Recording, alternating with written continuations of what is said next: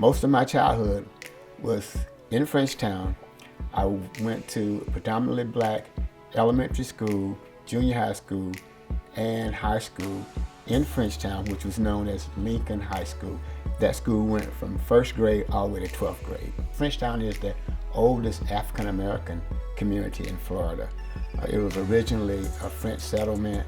The French kind of migrated, I guess, west to New Orleans, and after that, African Americans moved into the community. It was a thriving community. It was a complete, comprehensive enclave of black people with grocery stores, service stations.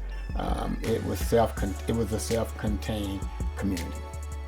Macomb Street in Frenchtown was an urban entertainment district for African Americans. So we had the Deluxe Cafe, there was the Redbird Cafe, and the El Dorado Cafe, all in Frenchtown.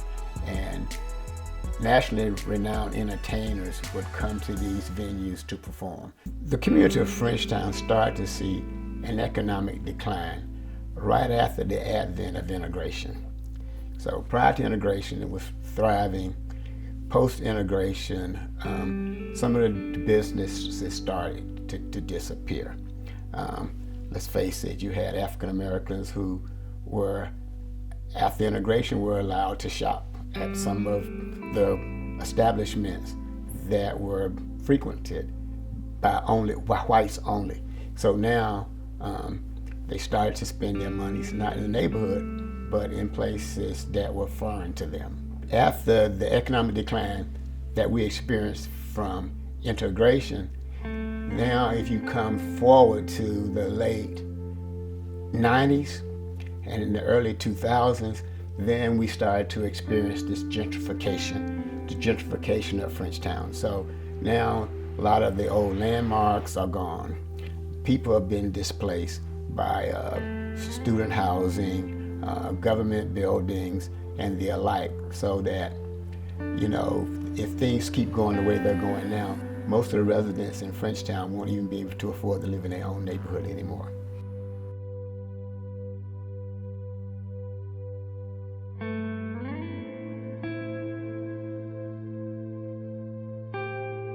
This gentrification doesn't lift all boats. If you heard the expression that high tide lifts all boats, gentrification doesn't.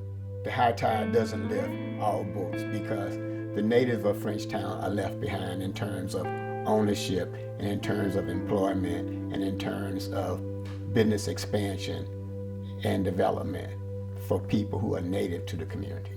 One of the biggest impediments for starting or expanding businesses in economically distressed neighborhoods is access to capital. So a lot of the government policies today, while they like to talk about economic segregation and they like to talk about how we address poverty, if you look at their budgets, there's nothing in their budgets to address it. So in my view, they just talk the talk, but they don't walk the talk. Because if you were serious about alleviating some of these issues, then you would commit resources to these issues. If it's not in your budget, there's no resources allocated to alleviate these issues, they're not serious. Mount Olive Housing and Community Development Corporation, its main program has been a microenterprise development program where we would loan folks monies to start or expand businesses in economically distressed neighborhoods. You either have to start a business in the community, or you be from the community and start or expand a business.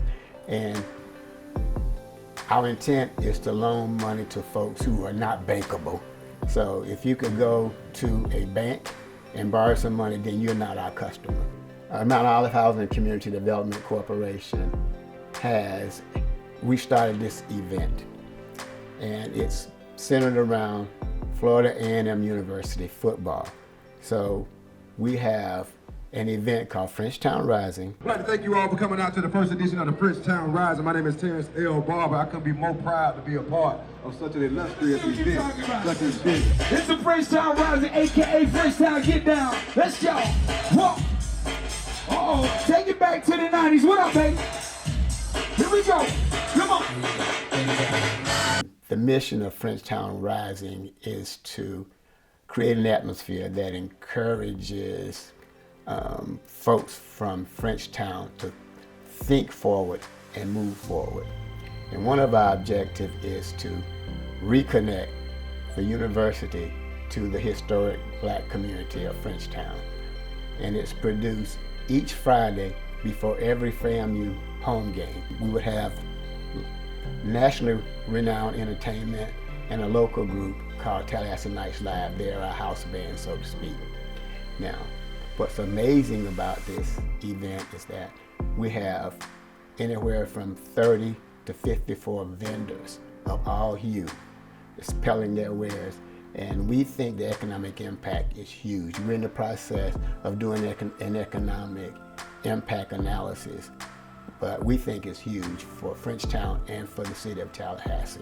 In Frenchtown, 5 years from now, or maybe 10 years from now, we'd like to see more development, more ownership of businesses by the indigenous people of Frenchtown, and we like to see a great deal more workforce housing in Frenchtown that will attract some of the folks who used to live in Frenchtown, so should I say the families of some of those people used to live in Frenchtown, back to Frenchtown. Let's think about this.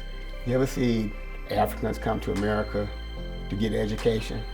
You see Chinese folks come to America to get education. What do? They take the fruit of their education back to Africa or back to China. We want to see black folks who families originated in Frenchtown, who have gone away, have gotten educated. We want them to bring the fruit of education back to Frenchtown.